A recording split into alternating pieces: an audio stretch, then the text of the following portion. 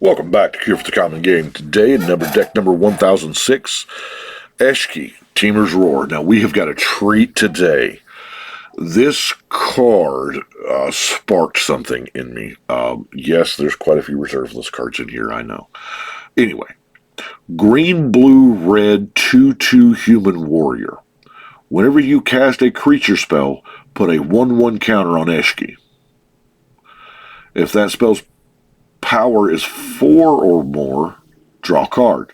That spell's power is 6 or more, she deals damage equal to her power to each opponent.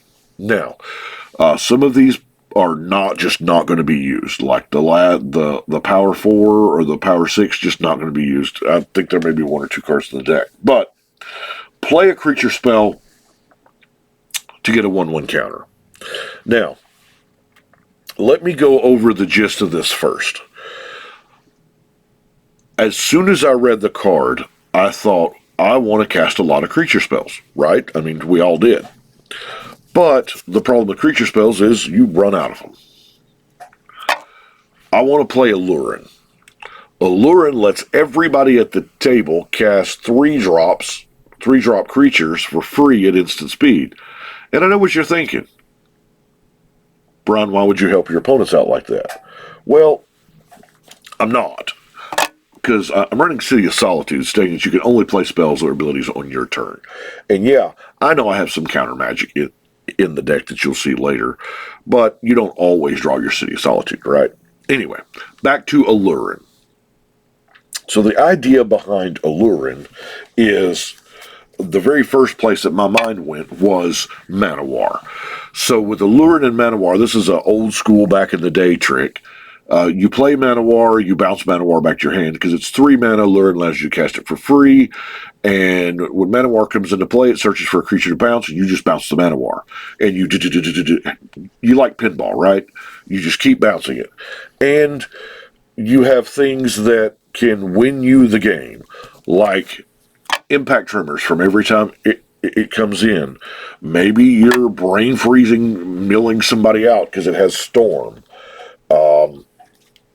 Maybe you have Bergie mounting up that red mana. Who knows what you're going to do with it? So, that being said, I searched out all the Manowar type creatures, Ether Adept, return target creature. Dream Stalker, return a permanent. Horned Kavu just returns itself. Red or green creature, right? Ether Chandler does say another, so there's sometimes where you got to do a little loopage.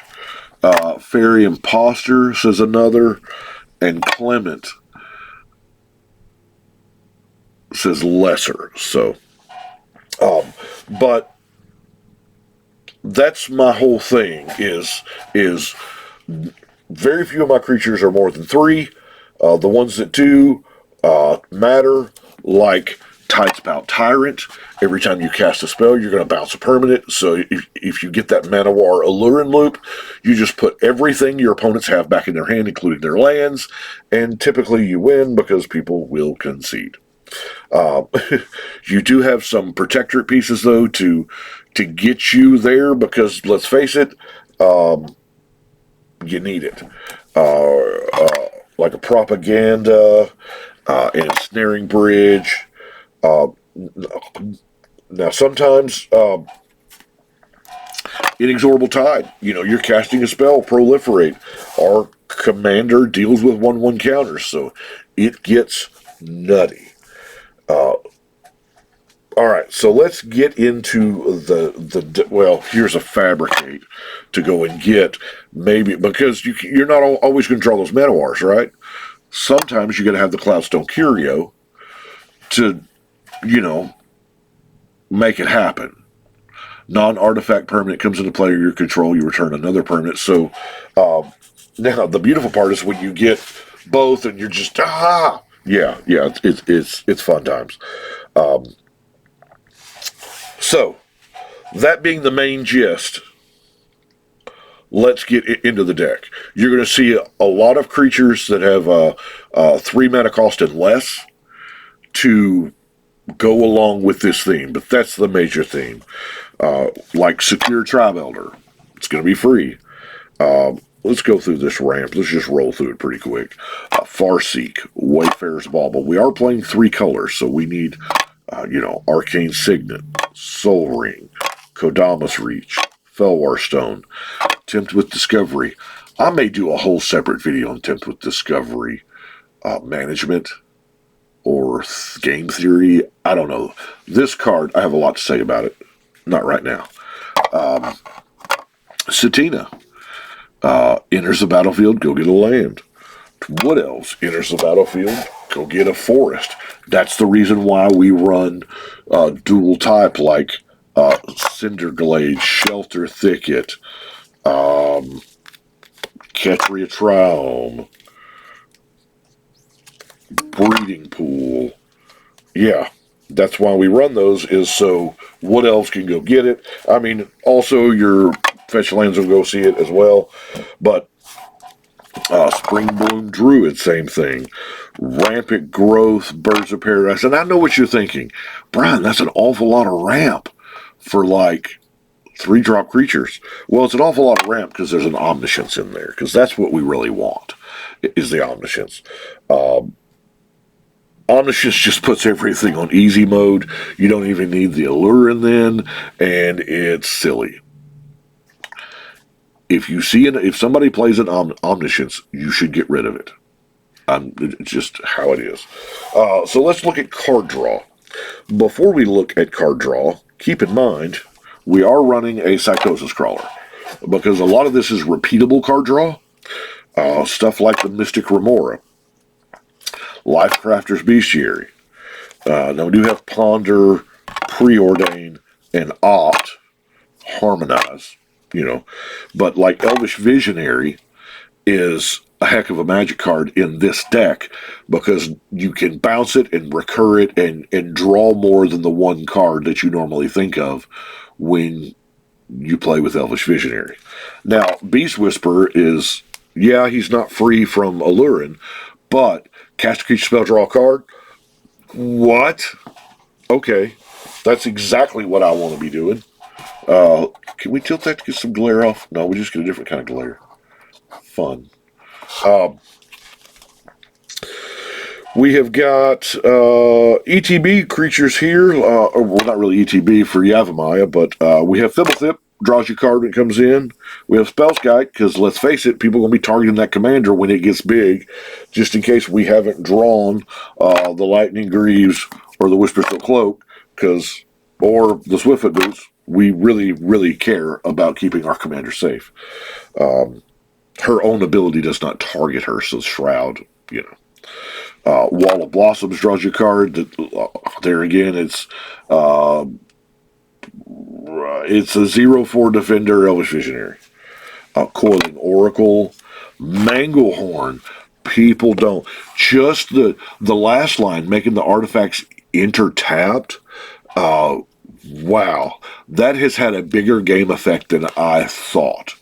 I put it in there for the destroy target artifact when it enters, because if I need to bounce it, if there's an artifact problem out there, I can bounce it, right?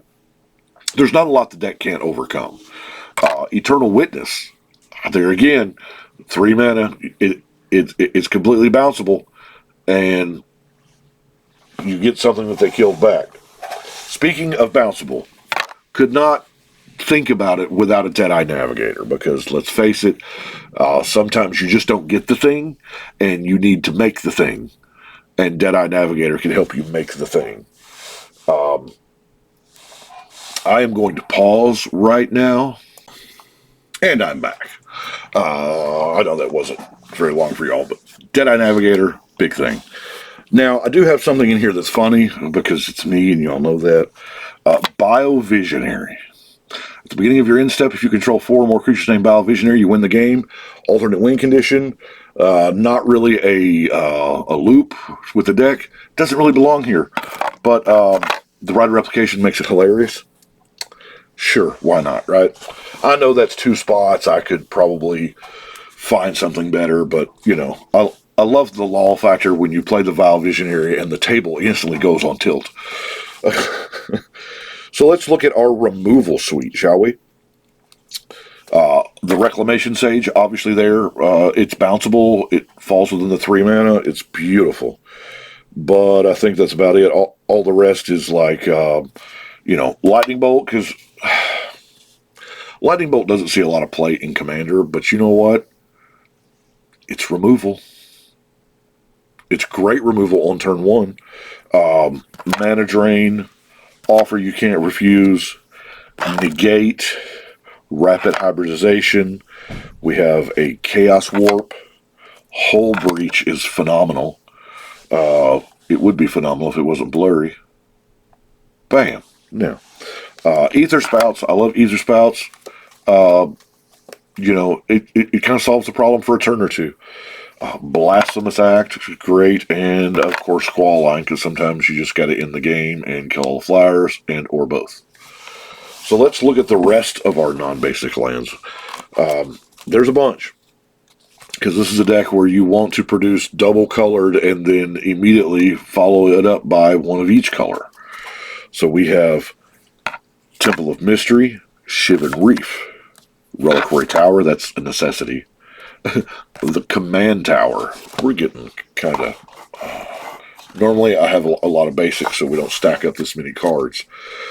Evolving Wilds, Sulphuric Falls, Kessig Wolf Run is an amazing card. If you're in red-green at all, make sure you've got it, because it can just come out of nowhere and win you a game with commander damage. Or it says target creature. It does not say target creature you control.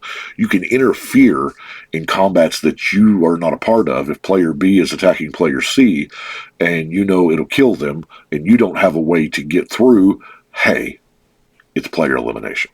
Player removal is the best removal. Silver Bluff Bridge, Frontier Bilevac, Yavimaya Coast, Karplusan Forest, Hinterland Harbor, Path of Ancestry, Temple of Abandon, and lastly, Exotic Orchard, because I'm putting those in all the 3-color decks, you can generally get 2 to 3 colors out of it.